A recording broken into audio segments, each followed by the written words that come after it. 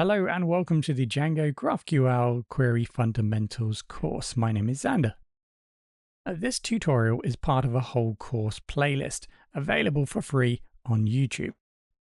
For deeper learning, the extended course is available for purchase at Udemy.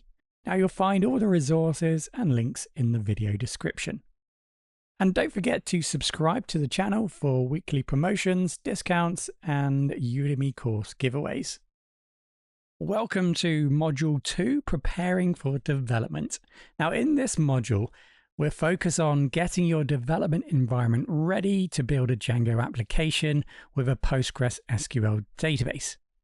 This includes setting up your code editor, installing Python tools or extensions, configuring Docker, and creating the initial project structure.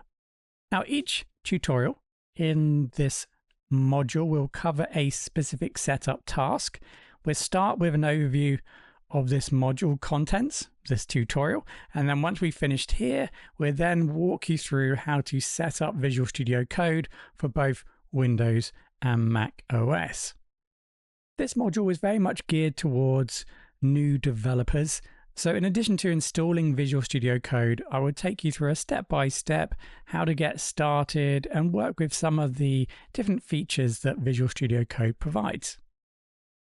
Once we're done with that, we'll look at configuring Python formatters and linters, install Docker Desktop and spin up a PostgreSQL container. And then after that, we'll create a new Django project and look at how it's structured. All the setup in this module is required for everything that comes next.